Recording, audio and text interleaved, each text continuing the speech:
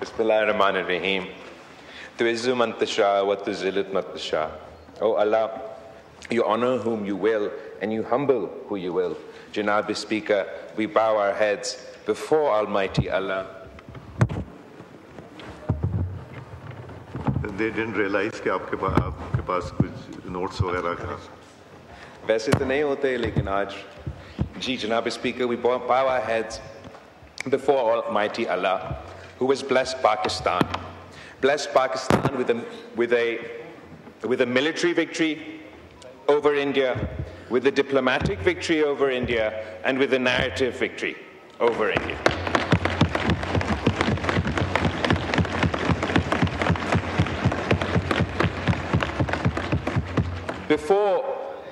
Before I speak on the budget and the responsibilities the Prime Minister entrusted me and my committee post-war on the diplomatic and narrative front, I must turn to our neighborhood, to what's happening in Iran. After decades of pushing the same lie that Iran is days away from developing nuclear weapons, a claim that the Israeli Prime Minister made in 1996, in 2001, in 2003, in 2007, in 2010, in 2012, in 2023, in 2024, आखिरकार 2025 में जनाब speaker इन्होंने Israel ने और इनके regime ने इस झूठ की बुनियाद पे ईरान पे हमला किया है. हमें इस हमला का मजम्मत करते हैं. Iran's sovereignty was violated in violation of international law. Military leadership was targeted not on the front lines or on a battlefield or in a war room, but while they slept in their homes in apartment buildings, resulting in the loss of not only their lives, but in the loss of lives of the innocent civilians in Iran. Not only were military leadership targeted, but scientists were targeted, Janab Speaker. Journalists and media institutions have been targeted, Janab Speaker. And sabse bharkar, the most egregious attack is that in violation of international law on nuclear facilities. Any attack on a nuclear facility is not just a potential nuclear attack on Iran.